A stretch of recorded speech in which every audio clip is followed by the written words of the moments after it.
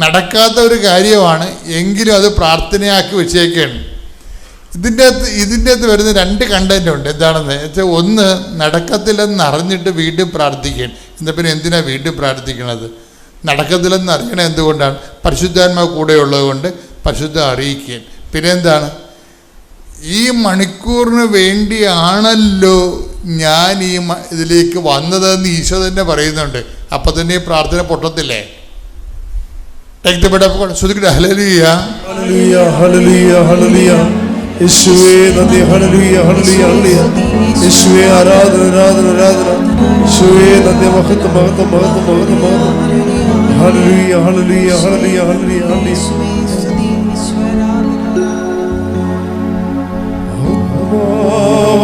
ദൈവമേ വരണേ, എന്നെ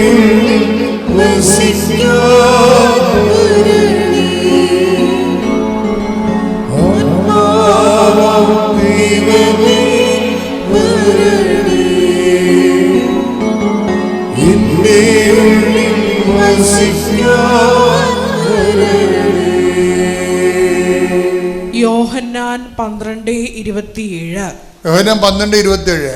ഇപ്പോൾ എൻ്റെ ആത്മാവ് അസ്വസ്ഥമായിരിക്കുന്നു. ഇപ്പോൾ എൻ്റെ ആത്മാവ് അസ്വസ്ഥമായിരിക്കുന്നു. ഞാൻ എന്തു പറയേണ്ടു? പിതാവേ, ഈ മണിക്കൂറിൽ നിന്ന് എന്നെ രക്ഷിക്കണമേ. അല്ല, ഇതിനു വേണ്ടിയാണല്ലോ ഈ മണിക്കൂറിലേക്ക് ഞാൻ വന്നത്. അപ്പൊ ഇതിന്റെ റിസൾട്ട് ഓൾറെഡി ഔട്ടായതാണ്. ഈ പരീക്ഷ എഴുതണ മുമ്പ് തന്നെ റിസൾട്ട് തോറ്റെന്നും പറഞ്ഞ് ഔട്ടായതാണ്. പിന്നെ ഈ പരീക്ഷ എഴുതേണ്ട വല്ല കാര്യമുണ്ട്? പരീക്ഷ എഴുതണ മുമ്പ് തന്നെ റിസൾട്ട് വന്ന് തോറ്റെന്നും പറഞ്ഞു. എന്നിട്ട് പിന്നെയും പരീക്ഷ എഴുതുകയാണ്. എൻ്റെ ഉദ്ദേശം എന്താ? എന്ത് ഡിഫിക്കൽട്ട് സിറ്റുവേഷൻ ആണെങ്കിലും ഞാൻ നിൻ്റെ തിരുമനസ് നിറവേറ്റാൻ വേണ്ടി എന്നെ തന്നെ സമർപ്പിക്കുന്നു. സമ്പത്ത് എനിക്കറിയാം, ഇതിന് എന്തുമാത്രം ബുദ്ധിമുട്ടുകളുണ്ടെന്നറിയാം. ഇത് നിൻ്റെ മനസ്സല്ലെന്ന്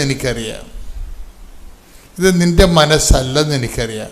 പ്രാർത്ഥിക്കുന്നവർ വെടിപ്പുമേനയോട് പ്രാർത്ഥിക്കാൻ ഉദ്ദേശിക്കുന്നുണ്ടെങ്കിൽ, ദൈവത്തിൻ്റെ പൈതലിനെ പോലെ പ്രാർത്ഥിക്കാൻ ഉദ്ദേശിക്കുന്നുണ്ടെങ്കിൽ, നമ്മുടെ മുന്നിലുള്ള പ്രാർത്ഥനയുടെ മാതൃക ഈശോയുടെ മാതൃക തന്നെയാണ്. എന്താ കാര്യം? പ്രാർത്ഥിക്കുമ്പോൾ തന്നെ നിങ്ങൾ ജാമ്യത്തിലാകണം. ആദ്യമേ ജാമ്യം എടുത്തേക്കണം. എന്താ കാര്യം?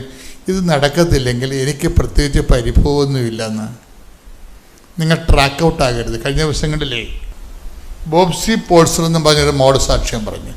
ബോബ്സി പോൾസൺ കുറേ കാര്യങ്ങൾ പറയുന്നുണ്ട്.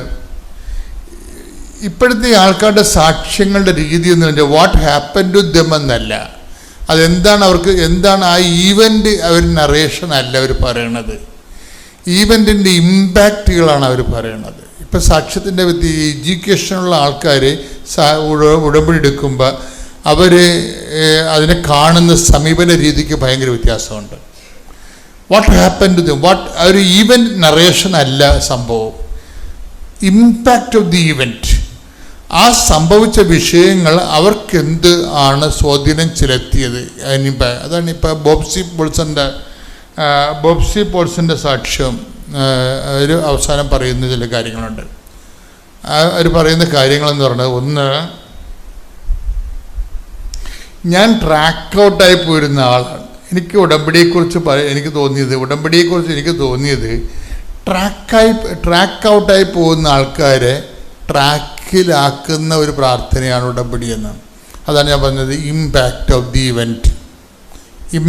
The event. നടന്ന സംഭവങ്ങളെ നറേഷനല്ല, എന്തെനിക്ക് സംഭവിച്ചു, എൻ്റെ കുടുംബത്തിൽ സംഭവിച്ചു, യേശുവെ സ്തോത്രം, യേശുവെ നന്ദി എന്നുള്ളതല്ല.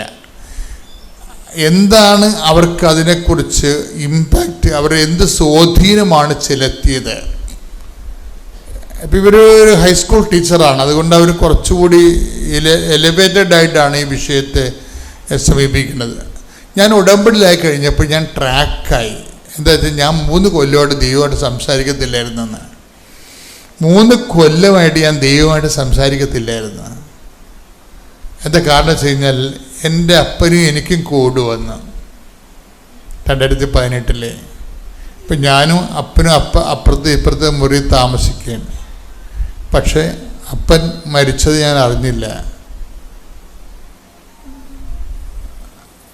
കാര്യം അന്നത്തെ ഒരു കാലം നിങ്ങൾക്കറിയാമല്ലോ, മരണം മാത്രമായിരുന്നു ഈ കേരളം മുഴുവൻ, എല്ലാം ലോകം മുഴുവനും ഒരുപോലെ മരണം ഇങ്ങനെ അങ്ങോട്ടും ഇങ്ങോട്ടും നോക്കിക്കൊണ്ടിരിക്കുന്ന കാലമായിരുന്നത്. അപ്പൻ്റെ മുഖം മറച്ചാണ് ഇവർ പൊതിഞ്ഞ് കെട്ടിയാണ് കൊണ്ടുപോയത്, അടക്കാൻ വേണ്ടി, കത്തിക്കാൻ വേണ്ടി. പിന്നെ ഞാൻ എൻ്റെ കോവിഡെല്ലാം കഴിഞ്ഞ് കാണുമ്പോൾ അപ്പൻ ഒരു സ്പൂൺ ചാരമായിട്ടാണ് ഞാൻ കാണുന്നത്. അപ്പോൾ എനിക്ക് പിന്നെ പ്രാർത്ഥിക്കണമെന്ന് തോന്നിയിട്ടില്ല ഈ ജീവിതത്തിലേക്ക് പ്രാർത്ഥിക്കണമെന്ന് തോന്നിയിട്ടില്ല. അതിൻ്റെ ഒരു വല്ലാത്ത, എൻ്റെ അപ്പനെ കാണാൻ, ഞാൻ അടുത്ത മുറിയിലുണ്ടായിട്ട് എൻ്റെ അപ്പനെ കാണാൻ പറ്റില്ല. അത് നിങ്ങൾക്ക് എന്തുമാത്രം മനസ്സിലാകുന്നില്ല, അത് മനസ്സിലാക്കാതെ നിവർത്തിയില്ല. ഞാൻ കോവിഡായിട്ട് ആരെയും കാണാതെ 1 മാസം ഒരു മുറി താമസിച്ച ആളാണ്. പക്ഷേ എനിക്ക് ഫീൽ ചെയ്യില്ല. എന്ന് വെച്ചാൽ ഞാൻ 24 മണിക്കൂറും ജപമാല തന്നെ ചൊല്ലിക്കൊണ്ട് ഇരിക്കുകയായിരുന്നു. അത് ഒരു കാലമാണ്. എനിക്ക് സന്തോഷമായിരുന്നു ആ കാലത്ത്. എന്ന് വെച്ച് കഴിഞ്ഞാൽ ഈ നമുക്ക് കോവിഡ് വന്നില്ല എന്നുണ്ടെങ്കിൽ നോൺസെൻസാണ്. എന്താ കാര്യം, ലോകത്ത് എല്ലാവർക്കും വന്നിട്ടുണ്ടല്ലോ. അപ്പം നമ്മൾ അതിൻ്റെ അകത്ത് ഒഴിവാക്കേണ്ട കാര്യമില്ല. അപ്പം നമ്മളും ആ ജനങ്ങളുടെ കൂടെ, ആ സംഘടനകളുടെ കൂടെ കടന്നു പോകുമ്പോൾ 1 മാസമായിരിക്കണമെങ്കിൽ ആദ്യം തൊട്ട് ഇങ്ങനെ ടെസ്റ്റ് 5-ാം പക്കം ടെസ്റ്റ് ചെയ്യുമ്പോഴൊക്കെ എല്ലാം പോസിറ്റീവ് ആയിരിക്കും. പക്ഷേ എനിക്ക് എനർജിക്ക് കുഴപ്പമൊന്നുമില്ല. ഈ പ്രാർത്ഥനാ ജീവിതത്തിൻ്റെ ഒരു പ്രത്യേകത അതാണ്. നമുക്ക് നിരാശയൊന്നും ഉണ്ടാകത്തില്ല, വേറെ ചിന്തകളൊന്നും ഉണ്ടാകത്തില്ല. നമ്മളെ കർത്താവ് ഇങ്ങനെ പൊതിഞ്ഞിങ്ങനെ പിടിക്കും. അല്ല, നിങ്ങൾക്കറിയാമല്ലോ, എൻ്റെ ഒരു ബോഡിയുടെ അവസ്ഥയ്ക്ക് 1 മാസമൊക്കെ കോവിഡ് വന്നു കഴിഞ്ഞുള്ള അവസ്ഥ എന്തായിരിക്കും, 1 മാസം മുഴുവനും. അപ്പം അതുതന്നെ പ്രെയർ ലൈഫ് എന്ന് പറയുമ്പോഴും പ്രെയർ ലൈഫ് ഒരു പ്രത്യേക ലൈഫാണത്. ദൈവമായിട്ട് നമ്മുടെ ഈ അനുദിന ജീവിത വിഷയങ്ങളും ദൈവവുമായിട്ട് മാത്രം അതിൻ്റെ പേരിൽ ദൈവത്തിൻ്റെ അടുത്ത് വരികയും പ്രാർത്ഥിക്കുകയും ചെയ്യുന്ന അങ്ങനെ ആധ്യാത്മിക ഇത് കൊണ്ടുപോകാൻ പറ്റത്തില്ല. കുറേ കാലത്തെ കൊണ്ടുപോകാൻ പറ്റത്തില്ല. കുറച്ച് കാലത്തൊക്കെ ഓക്കെയാണ്, അത് കഴിയുമ്പോൾ കൊണ്ടുപോകാൻ പറ്റത്തില്ല. അങ്ങനെ കൊണ്ടുപോയ ഒരാളായിരുന്നു ഈ ബോബ്സി പൾസ എന്ന് പറയുന്ന ആൾ. പക്ഷെ അവരുടെ ജീവിതത്തിലൊരു ഈഡർ വന്നു കഴിഞ്ഞാൽ പിന്നെ ഇപ്പം കംപ്ലീറ്റ് ബ്ലാക്ക് ഔട്ടായിട്ട് പിന്നെ ദൈവമായിട്ട് ബന്ധമില്ല. ഇങ്ങനെ ബന്ധം നഷ്ടപ്പെട്ടു പോയ ആളിന് പിന്നെ അവർ റിലേഷനിലേക്ക് ദൈവമായിട്ടൊരു ബന്ധത്തിലേക്ക് വരണമെന്ന് ഭർത്താവിന് കിഡ്നി ഡിസീസ് വന്നു. ഭർത്താവിന് കിഡ്നി ഡിസീസ് വന്നപ്പോൾ അപ്പനാ പോയി. ഇനിയിപ്പോൾ ഭർത്താവിനുണ്ട് കിഡ്നി ഡിസീസ് വന്നപ്പോൾ അവർക്ക് ഭയങ്കരമായ ഒരു സങ്കടമായി. അപ്പോൾ അവർ വീണ്ടും ദൈവത്തിലേക്ക് തിരിച്ചു വരാൻ ആഗ്രഹിച്ച് ദൈവത്തിലേക്ക് പ്രാർത്ഥനാ ജീവിതത്തിലേക്ക് തിരിച്ചു വന്ന് അങ്ങനെ ഉടമ്പടി എടുക്കും. പ്രാർത്ഥനയിലേക്ക് ഒരാൾ തിരിച്ചു വരുമ്പോൾ അയാൾ ഉടമ്പടിയിലോട്ടാണ് വരണമെന്നുണ്ടെങ്കിൽ അയാൾ രക്ഷപ്പെട്ട്. എന്താ കാര്യം, ഉടമ്പടിയിലേക്ക് വരികയെന്ന് വെച്ച് കഴിഞ്ഞാൽ എല്ലാ ചാനലും ഒരുമിച്ചാണ് കണക്റ്റഡ് ആകണത്. അല്ലാതെ നിൻ്റെ ഈ ലിപ് സർവീസ് മാത്രമല്ല, പ്രാർത്ഥനാ ജീവിതം മാത്രമല്ല. ഉടമ്പടിയിലോട്ട് വരുമ്പോൾ ദൈവത്തിൻ്റെ എല്ലാ ലിങ്കുകളും ഒരുമിച്ചാണ് ഓപ്പൺ ആകേണ്ടത്. പരസ്നേഹം, ആതുര സേവനം, പരസ്നേഹം, സുവിശേഷ കൈമാറ്റം, വിശ്വാസ കൈമാറ്റം, ഇടിച്ചു കുത്തിയാണ് ഉടമ്പടി വരണത്. ഇടിച്ചു കുത്തി ഉടമ്പടി വരണ കാരണം വെച്ചാൽ എല്ലാ മേഖലകളിലും കണക്റ്റഡാവും. കണക്റ്റഡില്ല ഉടമ്പടിയുടെ ഈ കാലം, അതാണ് ഉടമ്പടിയുടെ കാലം എന്ന് പറയുന്നത്. ഉടമ്പടിയിട്ട് വരുമ്പോൾ ഏതെങ്കിലും ഒരു നൂല്, ഒരു ത്രെഡല്ല കണക്ഷൻ ആകണത്, മറിച്ച് എല്ലാ വശത്തിലേക്കും ഗെറ്റ് കണക്റ്റഡ്. അതോടുകൂടി സമ്പൂർണ്ണമായിട്ട് ദൈവത്തിലേക്ക് വരികയും അതൊരു 1.5 വരവാണ് ശരിക്കും വരണത്. ഒരാഴ്ചക്കുള്ളിൽ തന്നെ ഒരു കൊല്ലത്തെ 3 കൊല്ലം ദൈവമായിട്ട് ഗ്യാപ്പ് ഉണ്ടായിരുന്ന വ്യക്തി ഇനി ഒരു കാലത്ത് ദൈവമായിട്ട് ഇടപെടേണ്ടി വരത്തില്ല എന്ന് വിചാരിച്ചിരുന്ന ആള് വെറും വിത്തിൻ 1 വീക്ക് ഉടമ്പടി വഴി ദൈവമായിട്ട് കംപ്ലീറ്റ് കണക്ഷനായി. അപ്പം നമ്മൾ ഈ ആൾക്കാർ ഇതൊക്കെ പറഞ്ഞ് അവരുടെ ജീവിതം വിലയിരുത്തിക്കൊണ്ട് സംസാരിക്കുമ്പോഴാണ് നമുക്ക് മനസ്സിലാകണത് സാധാരണ പ്രാർത്ഥനാ ജീവിതവും ഉടമ്പടി ജീവിതവും തമ്മിലുണ്ടാകുന്ന വ്യത്യാസം. അതായത് ഫുൾ കണക്ഷൻ പോയിരുന്ന ആളാണ് പെട്ടെന്ന് ഹോൾ കണക്ഷനായി. അപ്പോൾ ഉടനെ ഈ പ്രശ്നമൊക്കെ കഴിയുമ്പോൾ ഹസ്ബൻഡ് ഒരിക്കൽ പറയും.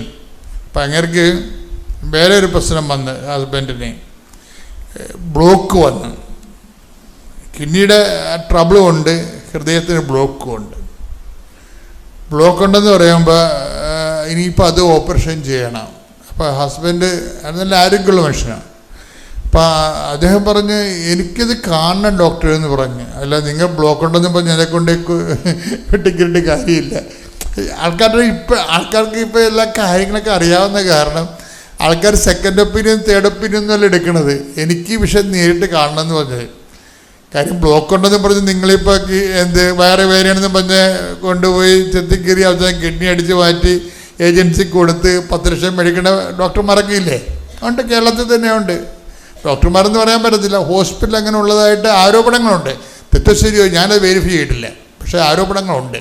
പേടിയുണ്ട് ആൾക്കാർക്ക് ചില കാര്യങ്ങൾക്ക്, ചില ആശുപത്രിയിൽ പോകാൻ. അപ്പോൾ അതുകൊണ്ട് ഈ മനുഷ്യന് ഇതൊക്കെ അറിയാവുന്ന കാരണം അത് കാരണം പറഞ്ഞു എനിക്ക് നേരിട്ട് കാണണമെന്ന്. പിന്നെ പുള്ളിയൊക്കെ സ്കാൻ ചെയ്ത് നേരിട്ട് കാണിച്ച ബ്ലോക്ക് എവിടെ ഇരിക്കുന്നത്. ഇപ്പോൾ ഒരു നല്ല ബ്ലോക്കുണ്ട്. അപ്പോഴേ ഇയാൾക്ക് നല്ല ഹെൽത്തി ഉള്ളതുകൊണ്ട് ബോബ്സൺ പറഞ്ഞ്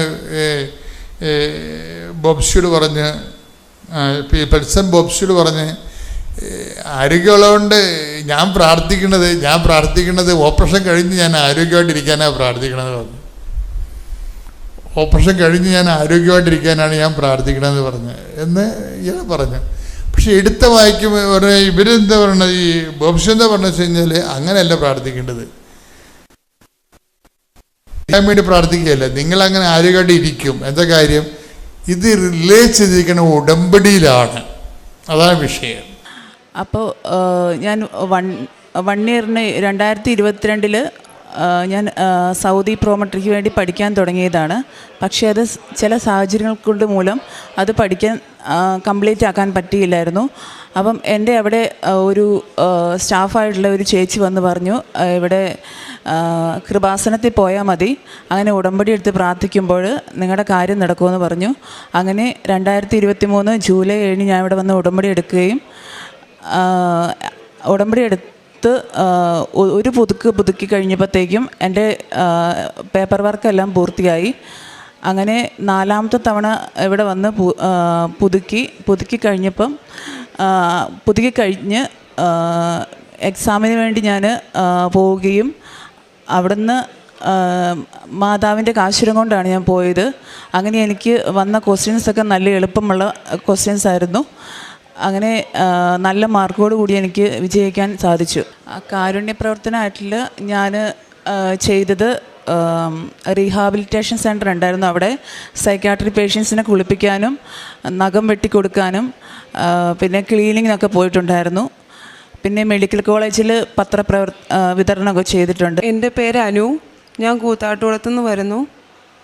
എനിക്ക് അമ്മ മാതാവ് നൽകിയ ഒരു രോഗസൗഖ്യത്തിനെ കുറിച്ച് സാക്ഷ്യം പറയാനാണ് ഞാനിവിടെ നിൽക്കുന്നത്. 2020 ഡിസംബർ മാസം ഞാൻ സൗദിയിൽ ജോലി ചെയ്യുന്ന സമയം എനിക്ക് ചെറുതായിട്ട് ബ്ലീഡിങ് തുടങ്ങി. ഞാനിങ്ങനെ ബ്ലീഡിങ് തുടങ്ങിയപ്പോൾ ഞാനത് കാര്യമാക്കിയില്ല.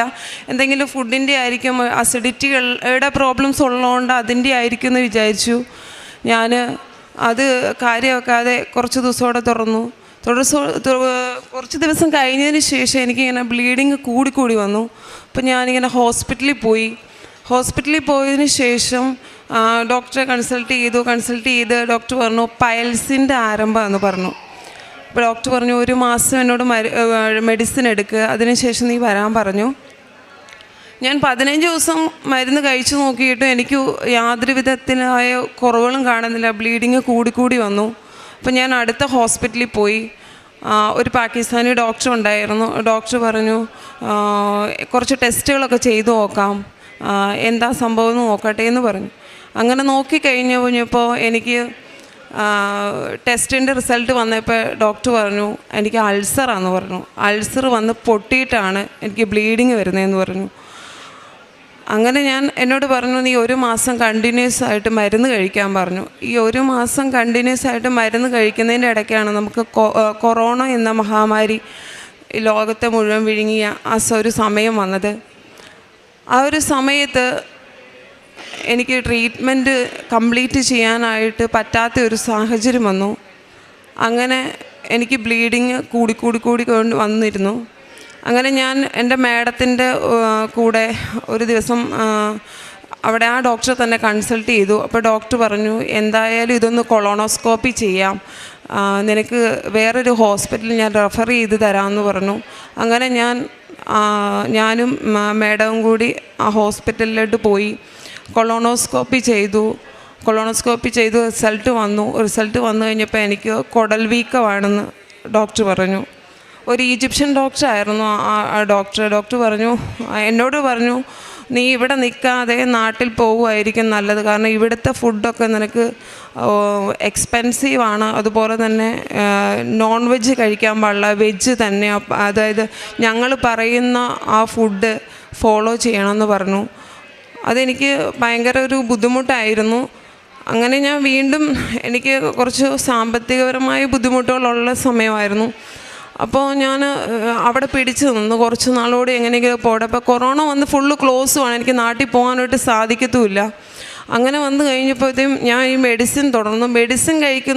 മെഡിസിന് എൻ്റെ ബോഡി റിയാക്ട് ചെയ്യുന്നില്ലായിരുന്നു. അതായത് എനിക്ക് ആരോഗ്യസ്ഥിതി അങ്ങനെ മോശമായിരുന്നു. ഞാൻ വെയിറ്റ് ഭയങ്കരമായിട്ട് ലോസായിട്ട് വന്നു. അങ്ങനെ വന്ന് ഒരു ദിവസം ഞാൻ തല കറങ്ങി വീണു. അപ്പോൾ എൻ്റെ മാഡം എന്നെ വേറൊരു ഹോസ്പിറ്റലിലോട്ട് കൊണ്ടുപോയി. മാഡത്തിൻ്റെ ഒരു ഫ്രണ്ട് റെക്കമെൻഡ് ചെയ്താന്ന് പറഞ്ഞു അവിടെ കൊണ്ടുപോയപ്പോൾ ഡോക്ടർ പറഞ്ഞു 5 ദിവസത്തേന് എന്നെ അഡ്മിറ്റ് ചെയ്യാൻ പറഞ്ഞു. അങ്ങനെ 5 ദിവസത്തേന് അഡ്മിറ്റ് ചെയ്യാൻ പറഞ്ഞു. ഇൻഷുറൻസിൻ്റെ ഇത് ലിമിറ്റ് കഴിഞ്ഞായിരുന്നു. അപ്പോൾ മാഡത്തിന് ഓൾറെഡി എൻ്റെ ഒരുപാട് പൈസ മുടക്കേണ്ടതായിട്ട് വരുന്നൊരു സാഹചര്യം ഉണ്ടായതുകൊണ്ട് മാഡം പറഞ്ഞു, നിൻ്റെ ഡിസിഷൻ എന്താ, നീ ഇവിടെ നിൽക്കുവാണോ അതോ ഞാൻ നിന്നെ അഡ്മിറ്റ് ചെയ്യട്ടെ, നീ നാട്ടിൽ പോകുന്നുണ്ടോ എന്ന് ചോദിച്ചു. അപ്പോൾ ഞാൻ പറഞ്ഞു, മാഡം ഞാൻ ഈ ഒരു കണ്ടീഷനിൽ ഇവിടെ നിന്ന് കഴിഞ്ഞാൽ നിങ്ങൾക്കൊരു ബുദ്ധിമുട്ടാവും, അപ്പോൾ ഞാൻ എന്തായാലും എനിക്ക് നാട്ടിൽ പോകണമെന്ന് പറഞ്ഞു. നാട്ടിൽ പോകണമെന്ന് പറഞ്ഞ് എന്നെ അപ്പം തന്നെ അവിടെ നിന്ന് ആ ഹോസ്പിറ്റലിൽ നിന്നുകൊണ്ട് തന്നെ മാഡം എനിക്ക് ടിക്കറ്റ് എടുത്തു. 2 ദിവസത്തിനുള്ളിൽ എനിക്ക് നാട്ടിൽ പോരാൻ പറ്റി. ഞാനപ്പോൾ എൻ്റെ വീട്ടിൽ പറഞ്ഞിട്ടില്ല, ഞാൻ ഇത്ര ഒരു ക്രിട്ടിക്കൽ സ്റ്റേജാണ്, എനിക്ക് നടക്കാൻ പോലും പറ്റില്ലാത്തൊരു സിറ്റുവേഷനിലോട്ടായിരുന്നു. വീട്ടിൽ പറയാതെ ഞാൻ എൻ്റെ അനിയത്തിയോട് മാത്രം പറഞ്ഞോടി ഞാനിങ്ങനെ വരികയാണ്, എനിക്ക് എൻ്റെ ബോഡിയൊക്കെ ഭയങ്കര വീക്കാണ്, എനിക്ക് നടക്കാനൊന്നും പറ്റുന്നില്ല എന്ന് പറഞ്ഞു. വിത്ത് വീൽ ചെയറോടുകൂടി എനിക്ക് അവിടുന്ന് ടിക്കറ്റ് മാഡം എടുത്തു തന്നു. എൻ്റെ കൂടെ ജോലി ചെയ്യുന്ന നൈസി ചേച്ചിയുടെ കസിൻ ഉണ്ടായിരുന്നു.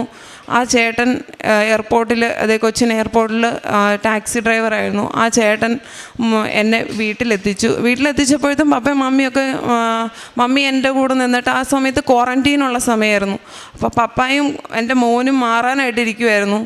അപ്പോൾ ആ ഒരു സമയത്ത് ഞാൻ വീട്ടിൽ വന്നപ്പോൾ എന്നെ ഒന്ന് കണ്ടിട്ട് പോകാൻ വേണ്ടിയിട്ട് നിന്ന ആ ഒരു സമയത്ത് എന്നെ കണ്ടിട്ട് എൻ്റെ പപ്പയും മമ്മിയും വാവിട്ട് കരയുകയാണ് ചെയ്തത്. കാരണം ആ ഒരു 29 കിലോ എന്ന് വെച്ചിട്ടുണ്ടെങ്കിൽ ഞാൻ 56 കിലോ ഉണ്ടായിരുന്ന ആളാണ്. 29 കിലോയിൽ എനിക്ക് ഒരു ചെറിയ കുട്ടീനെ എങ്ങനെയാണോ ആ ഒരു രീതിയിൽ ഞാൻ ആയിപ്പോയായിരുന്നു. കണ്ണൊക്കെ കുഴിഞ്ഞ് അവരുടെ മകളാണോ എന്ന് പോലും അവർക്ക് സംശയം തോന്നിയ ആ ഒരു നിമിഷമായിരുന്നു അത്. പിന്നെ അത് കഴിഞ്ഞിട്ട് ഞാൻ കടന്നു. 2 ദിവസം കഴിഞ്ഞപ്പോഴത്തേക്ക് എനിക്കിങ്ങനെ എൻ്റെ പൾസൊക്കെ അങ്ങ് ഡൗൺ ആവാൻ തുടങ്ങി, കണ്ണൊക്കെ നിലനിർത്തി. അപ്പോൾ അവിടത്തേനും പപ്പയും മമ്മിയും ഇടിയും നൊലോളിയൊക്കെ ഉണ്ടാക്കി, എല്ലാം പപ്പയുടെ ചേട്ടനെയൊക്കെ വിളിച്ചു. അവരും ഒരുപാട് വീട്ടിൽ വന്നിട്ട് ഭയങ്കരമായിട്ട് അവർക്ക് പുറത്തൊന്നും നോക്കാനേ പറ്റും, ക്വാറൻറ്റീൻ ആയതുകൊണ്ട് അകത്ത് കയറാൻ പറ്റത്തില്ല. പിന്നെ ഞങ്ങളുടെ മറ്റേ ഹെൽത്തിലെ ആളുകളൊക്കെ ആയിട്ട് ബന്ധപ്പെട്ട് എന്നെ അവിടെ കൂത്താട്ടുളം ദേവമാതാ ഹോസ്പിറ്റലിൽ പ്രവേശിപ്പിച്ചു. അതിനുശേഷം അവിടുത്തെ ഡോക്ടറെ കണ്ടു. ഡോക്ടർ പറഞ്ഞു കറക്റ്റായിട്ട് ഇന്ന ഫുഡ് കൊടുക്കണം, അങ്ങനെയാണ് ഇങ്ങനെയാണെന്നൊക്കെ പറഞ്ഞ് എനിക്ക് ഓരോ ഇത് എഴുതി തന്നു, ഫുഡിൻ്റെ മെനു എല്ലാം തന്നു. അങ്ങനെ വീട്ടിൽ മമ്മി എനിക്ക് അത് തന്നു തുടങ്ങി. ചെറുതായിട്ട് എൻ്റെ ഹെൽത്തൊന്ന് ചെറുതായിട്ടെന്ന് വെച്ചാൽ അവിടെ നമ്മളെ ആരും നോക്കാനില്ല, നമ്മൾ സ്വന്തമായിട്ട് നമ്മുടെ കാര്യങ്ങളെല്ലാം നോക്കണമായിരുന്നു. ഇവിടെ ആകുമ്പോൾ മമ്മി ചെറുതായിട്ടൊക്കെ എൻ്റെ കാര്യങ്ങളിൽ കൂടുതൽ ശ്രദ്ധിച്ച് വെജിറ്റബിൾ അങ്ങനെ ഇതൊക്കെ തന്ന് ചെറുതായിട്ടൊന്ന് ഞാൻ എഴുന്നേറ്റിരിക്കാനൊക്കെ തുടങ്ങി. അപ്പോഴാണ് എൻ്റെ ഫ്രണ്ട് രമ്യ അവൾ പറയുന്നത്, നീ എന്തായാലും കൃപാസനത്തിലൊന്ന് പോകണം, നീ നിനക്ക് സൗഖ്യം കിട്ടുമെന്ന് പറഞ്ഞു. അങ്ങനെ ഞാൻ ഇവിടെ വന്നു. ഞങ്ങൾ കുടുംബം എല്ലാവരുമായിട്ടാണ് വന്നത്. ഞാൻ ഉടമ്പടി എടുത്തു. എൻ്റെ ഫസ്റ്റ് ഇത് ഞാൻ എഴുതിയത്, മാതാവ് എനിക്ക് പൂർണ്ണ സൗഖ്യം തരണം. രണ്ടാമത്തെ എൻ്റെ ഇത് സാക്ഷ്യം ഞാൻ എഴുതിയത്, എനിക്ക് വീട്ടിൽ ഇരിക്കാൻ പറ്റത്തില്ല, എനിക്ക് ജോലി വേണം. ദൈവം അനുഗ്രഹിച്ച് ഞാൻ ഇവിടുന്ന് പോയി. ഞാൻ പ്രാർത്ഥന തുടങ്ങി. അന്ന് രാത്രി തന്നെ പ്രാർത്ഥിക്കാൻ തുടങ്ങി. ഉടമ്പടി തൈലം എടുത്ത് ഞാൻ എൻ്റെ വയറൊക്കെ നല്ല നീര് വെച്ചായിരിക്കുന്ന ആ സമയത്ത്. എപ്പോഴും ബോഡി കംപ്ലീറ്റ് നീരായിരുന്നു. വയറിൻ്റെ സൈഡൊക്കെ ശരിക്കും പറഞ്ഞാൽ ഒരു നിത്യ ഗർഭിണിയുടെ ആ ഒരു രീതിയിലാണ് എൻ്റെ വയറൊക്കെ വീർത്തിരുന്നത്. ആ സമയത്ത് ഞാൻ ഉടമ്പടി തൈലം എടുത്ത് എൻ്റെ മാതാവിനെ വിശ്വാസപ്രമാണം സർവശക്തിയും സ്വർഗസ്ഥനായ പിതാവ് നന്മ നിറഞ്ഞ പറയും എല്ലാം ചൊല്ലി ഞാനിങ്ങനെ എൻ്റെ വയറിൽ പുരട്ടിക്കൊണ്ടിരുന്നു. അങ്ങനെ കുറച്ച് ദിവസങ്ങളൊക്കെ പോയതിന് ശേഷം എനിക്ക് ഒരുപാട് മാറ്റങ്ങൾ എന്നിൽ തന്നെ എനിക്ക് ഇതായി. പിന്നെ ഞാൻ മാതാവിനെ കൂടുതൽ മുറുകെ പിടിച്ച്, മാതാവേ എനിക്ക് പൂർണ്ണ സൗഖ്യം തന്നെ, എന്നെ അമ്മ മാതാവിൻ്റെ മകളായിട്ട് എടുത്തേക്കണേന്ന് പറഞ്ഞ് ഞാൻ പ്രാർത്ഥിച്ചുകൊണ്ടിരുന്നു. മാതാവേ എനിക്കിവിടെ വന്ന് സാക്ഷ്യം പറയണം, മാതാവേ നീ എനിക്ക് പൂർണ്ണ സൗഖ്യം തന്നെന്ന് എനിക്ക് സാക്ഷ്യം പറയണേ മാതാവേ. അങ്ങനെ തന്നെ ഞാനിങ്ങനെ പ്രാർത്ഥിച്ച് എനിക്കിങ്ങനെ ഞാൻ ഓരോ ദിവസവും ഉടമ്പടി ഉപ്പ് കഴിക്കുകയും ആ മാതാവിൻ്റെ തൈലം പുരട്ടുകയും ചെയ്തു. ഇന്ന് 8 മാസമായിട്ട് എനിക്ക്, അതായത് മെഡിക്കൽ സയൻസിൽ ഇത് ജീവിതകാലം മുഴുവൻ മരുന്ന് കഴിക്കേണ്ട ഒരു രോഗമാണ് എൻ്റെ, ലൈഫ് ലോങ് ഫുള്ള്. അല്ലെങ്കിൽ എൻ്റെ കുടൽ മുറിച്ച് മാറ്റം ചെയ്ത് എനിക്ക് ഇവിടെ ഹോളിട്ട്, വയറിൻ്റെ ഒരു സൈഡിൽ ഹോളിട്ട് പുറത്തോട്ട് ബാഗ് ഇടാനാണെന്ന് പറ്റുള്ളായിരുന്നു. അതിൽ നിന്ന് എല്ലാം എനിക്ക് മാതാവ് പൂർണ്ണമായിട്ട് സൗഖ്യം തന്നു. ഇന്ന് എനിക്ക് സ്വന്തമായിട്ട് ബിസിനസ്സുണ്ട്. എൻ്റെ മാതാവ് എനിക്ക് എല്ലാ അനുഗ്രഹങ്ങളും തന്ന് എന്നെ അനുഗ്രഹിച്ചു. പിന്നെ എനിക്ക് ഒരു കാര്യമൂടെ പറയാനുള്ളത്, ഉടമ്പടി തൈലം, എൻ്റെ വീട്ടിലൊരു പശുവുണ്ട്, കറവ പശുവാണ്. അത് മമ്മി അതിൻ്റെ അകിടിൽ മൊത്തം ഇങ്ങനെ അരിമ്പാറ വന്നു. ഒരു ഫുള്ള് താഴ്വശം ഫുള്ള് കംപ്ലീറ്റ് കഴുത്തിൻ്റെ അവിടെ നിന്ന് പോലും മുഴുവൻ വന്നു. അപ്പോൾ ഒരു മെഡിസിനൊക്കെ മേടിച്ച് ഒരുപാട് മമ്മി മെഡിസിൻ ചെയ്തു കഴിഞ്ഞതിന് ശേഷം മമ്മി എന്നോട് 1-2 പ്രാവശ്യം പറഞ്ഞു. അപ്പം ഞാൻ ധൃതി പിടിച്ച് ഇറങ്ങാനിരിക്കുന്ന സമയത്ത് എടി നീ ആ ഉടമ്പടിത്തൈൽ ഇത്തിരി പുരട്ട് എന്ന് പറഞ്ഞു. ഞാൻ ഒരു ദിവസം കുളിയൊക്കെ കഴിഞ്ഞ് ഞാൻ രാവിലെ വന്ന് മമ്മി എന്നോട് പറഞ്ഞു, മോളെ നീ ആ ഉടമ്പടിത്തൈലൊന്ന് ഇച്ചിരി പുരട്ടുവോ, നീ കുളിച്ചിട്ടൊക്കെ നിൽക്കുമല്ലേ, ഒന്ന് പുരട്ടാൻ പറഞ്ഞു. അങ്ങനെ ഞാൻ ഉടമ്പടിത്തൈലും എടുത്ത് പ്രാർത്ഥിച്ച് ഞാൻ ആ പശുവിൻ്റെ അകിടിലും ആ കഴുത്തിൻ്റെ മുതലും ഞാനിങ്ങനെ പുരട്ടി. അനുഗ്രഹം എന്ന് പറയട്ടെ, 2 ദിവസത്തിനുള്ളിൽ ഒറ്റ അരിമ്പാറയില്ലാതെ പൂർണ്ണമായിട്ടും അത് മാറ്റപ്പെട്ടു. എൻ്റെ പേര് അൽഫോൻസ. ഞാൻ തൃശ്ശൂർ അരനാട്ടുകരയിൽ നിന്ന് വരുന്നതാണ്. ഞാൻ കൊറോണയ്ക്ക് മുമ്പ് ഇവിടെ ഉടമ്പടി എടുത്ത് പോയിട്ടുള്ളതാണ്. അതിൻ്റെ ശേഷം കൊറോണ വന്നു. അതിൻ്റെ ഉള്ളിൽ 2024 വരെ ഞാൻ സഹിക്കാനുള്ള കാര്യങ്ങളെല്ലാം ഞാൻ സഹിച്ചു. ഞാൻ കൊറോണ കഴിഞ്ഞതിന് ശേഷം ഇവിടെ വീണ്ടും വന്നു. അതേ വരുവാനുള്ള കാരണം എങ്ങനെയാണെന്ന് വെച്ചാൽ, എൻ്റെ ഭർത്താവ് എൻ്റെ ഇടയിൽ മരിച്ചു. അങ്ങനെ ഞാൻ അരനാട്ടിലേക്ക് വാടക വീട്ടിലേക്ക് താമസമായി. അങ്ങനെ ഇരിക്കുമ്പോൾ എനിക്ക് വളരെയേറെ ബുദ്ധിമുട്ടുകൾ, കുറേ സഹനം എന്ന് പറഞ്ഞാൽ സഹിക്കാൻ പറ്റാത്ത സഹനങ്ങൾ ഞാൻ സഹിച്ചു. ഇവിടെ വന്ന് ഞാൻ വരാനായിട്ട് നിൽക്കുമ്പോൾ എൻ്റെ ഫ്രണ്ട് പിലോമന ചേച്ചി പറഞ്ഞു, നീ കൊറോണയ്ക്ക് മുമ്പ് ഉടമ്പടി എടുത്തതല്ലേ, നീ പോയിട്ട് നിൻ്റെ കാശുരൂപം കൊണ്ടുപോയി നീ ഉടമ്പടി എടുക്കാൻ പറഞ്ഞു. രണ്ടാമതും നീ എന്തിനാ ഇങ്ങനെ സഹനം സഹിക്കണേ, നീ രണ്ടാമതും പോയി ഉടമ്പടി എടുക്കാൻ പറഞ്ഞു. പക്ഷേ ഞാൻ ഉടമ്പടി എടുക്കാൻ വരാൻ നിന്നപ്പോൾ എൻ്റെ കാശുരൂപം കാണാനില്ല. കാശുരൂപം, അപ്പം ഞങ്ങൾ വാടക വീട് മാറി പോവുമല്ലോ, കാശുരൂപം കാണാണ്ടായപ്പോൾ അയ്യോ കാശുരൂപം ഇല്ലാതെ ഉടമ്പടി എടുക്കാൻ പറ്റില്ലല്ലോ ഫിലോമിനേച്ചി, എന്ത് ചെയ്യും എന്ന് പറഞ്ഞു. പിറ്റേ ദിവസം ഞാൻ എൻ്റെ മുറ്റം അടിച്ചു വാരി കൊണ്ടിരിക്കുമ്പോൾ ഈ കാശുരൂപം എൻ്റെ മുന്നിൽ കിടന്ന് തിരിയുക. ഈ ഉടമ്പടി കാശുരൂപം, ഞാൻ കൊറോണയ്ക്ക് മുമ്പ് എടുത്ത കാശുരൂപം എൻ്റെ മുന്നിൽ കിടന്ന് തിരിയുക. അപ്പം ഞാൻ ഫിലോമിനേച്ചിയോട് പറഞ്ഞു, ഫിലോമിനേച്ചി എനിക്ക് കാശുരൂപം കിട്ടി എന്ന് പറഞ്ഞു. അപ്പോൾ ഫിലോമിനേച്ചി പറഞ്ഞു, ഞാൻ നിനക്ക് വണ്ടിക്കാശ് തരാം, നീ വേഗം തന്നെ കൃപാസനത്തിലേക്ക് പോകാൻ പറഞ്ഞു. അങ്ങനെ ഞാൻ 2023 ഞാൻ ഈ കാശ് രൂപം കൊണ്ട് ഞാൻ ഇവിടെ കൃപാസനത്തിലേക്ക് വന്നു, ഉടമ്പടി എടുത്തു. ആദ്യം ഉടമ്പടി ഞാൻ പുതുക്കി ഉടമ്പടി എടുത്തു. അപ്പം എൻ്റെ മരുമകൾ ദയയിൽ നേഴ്സാണ്, ജനറൽ നേഴ്സാണ്. അപ്പോൾ അവൾ അന്നേരം തൊട്ട് തുടങ്ങിയതാണ് സൗദിയെ പോകാനും ദുബായിക്ക് പോകാനും ഒക്കെ നോക്കി. അവൾക്ക് പറ്റിയില്ല. അങ്ങനെ ഇരിക്കലെ ഞാൻ അവളെ കൊണ്ട് OET എഴുതിച്ചു. അവൾ 2 പ്രാവശ്യം OET എഴുതി. 2 പ്രാവശ്യം OETയിൽ അവൾ ജയിച്ചില്ല. 3ാമത്തെ പ്രാവശ്യത്തിൽ OET. അപ്പം ഞാൻ ഇവിടെ 3 മാസം കൂടുമ്പോൾ ഞാൻ ഇവിടെ വന്ന് ഉടമ്പടി എടുക്കും, പ്രാർത്ഥിക്കും, മാതാവിൻ്റെ അടുത്ത് വരും. മാസം ഞാൻ വരും, എല്ലാ മാസം വരും. ഞാൻ മാതാവിൻ്റെ അടുത്ത് വന്ന് പ്രാർത്ഥിക്കും. 3 മാസം കൂടുമ്പോൾ ഞാൻ ഉടമ്പടി എടുക്കും. അങ്ങനെ എനിക്ക് ഫിലോമിനേച്ചി അതെ എനിക്ക് വേണ്ടി നല്ല പ്രാർത്ഥനയും നല്ല അനുഗ്രഹമായിരുന്നു ഫിലോമിനേച്ചി. അങ്ങനെ ഇരിക്കലെ ഞാൻ ഉടമ്പടി എടുത്ത് 3ാമത്തെ പരീക്ഷയിൽ അവൾ ജയിച്ചു, OET ജയിച്ചു. ഇവിടുന്ന് കൊണ്ടുപോകണ തൈലവും മെഴുകുതിരിയും ഒക്കെ ഇവളെ കൊണ്ട് ഞാൻ കത്തിപ്പിക്കും, ഇവളെ കൊണ്ട് പ്രാർത്ഥിപ്പിക്കും.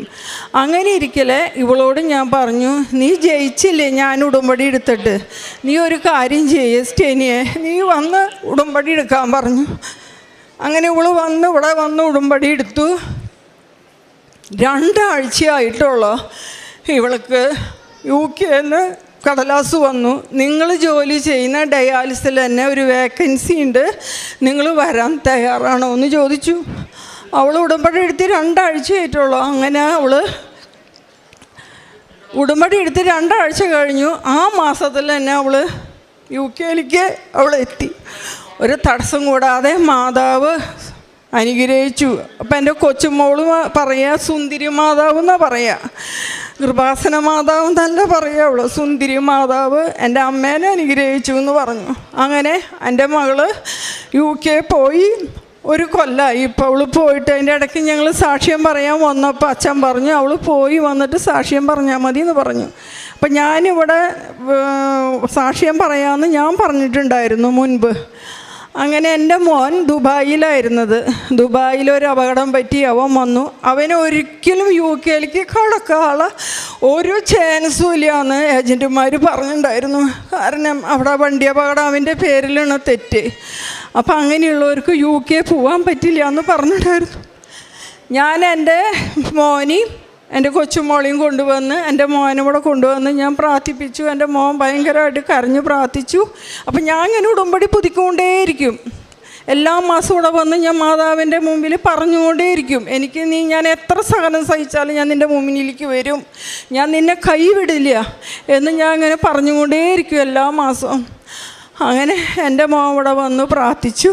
അതിൻ്റെ ഫലമായിട്ട് എൻ്റെ മോന് ഒരു തടസ്സം കൂടാതെ എൻ്റെ മോനും കൊച്ചുമോളും 4 മാസമായി പോയിട്ട് വളരെയേറെ മാതാവ് എന്നെ അനുഗ്രഹിച്ചു. മാതാവ് എന്നെ അനുഗ്രഹിച്ചത് ഈശോയും മാതാവും കൂടി എന്നെ അനുഗ്രഹിച്ചു. അച്ഛനും വേണ്ടി ഞാൻ വലിയൊരു നന്ദി ഞാൻ പറയുന്നു. അച്ഛൻ എന്തോരം ജനങ്ങൾക്ക് വേണ്ടി അച്ഛൻ കടലാസ് നോട്ടീസുകളൊക്കെ എടുത്ത് മാതാവിൻ്റെ അടുത്ത് നിന്ന് പ്രാർത്ഥിക്കുന്നു. അച്ഛനോട് ഞാൻ നന്ദി പറയുന്നു. എനിക്ക് ഇത്രയും വലിയ അനുഗ്രഹം തന്ന മാതാവിനെ ഞാൻ എൻ്റെ ജീവിതത്തിൽ എനിക്ക് നടക്കാൻ പറ്റാവുന്ന കാലം വരെ ഈ കൃപാസനം മാതാവിൻ്റെ അടുത്ത് വന്ന് ഞാൻ കുമ്പിടും. അതേപോലെ തന്നെ എനിക്ക് ഇവിടുന്ന് ഒരു അടി ഫ്രണ്ട് വരെ നടക്കാൻ പറ്റാത്ത ഈ വ്യക്തിയായിരുന്ന ഞാൻ 2 കൊല്ലം ഞാൻ അടുപ്പിച്ച് നമ്മുടെ റാലിയിൽ കൊന്ത റാലിയിൽ ഞാൻ നമ്മുടെ പള്ളി വരെ ഞാൻ പോയി. ഇവിടുന്ന് ആലപ്പുഴയിൽ നിന്ന് പള്ളി വരെ ഞാൻ പോയി നടന്നു. എനിക്കൊരു കുഴപ്പമുണ്ടായിരുന്നില്ല. 2 കൊല്ലം ഞാൻ നടന്നു. ഈ കൊല്ലവും ഞാൻ നടക്കും, റാലിക്ക് ഞാൻ പോവും. ഇത്രയും വലിയ അനുഗ്രഹം ചെയ്തു എന്ന കൃപാസന മാതാവിനോടും ഈശോയോടും നമ്മുടെ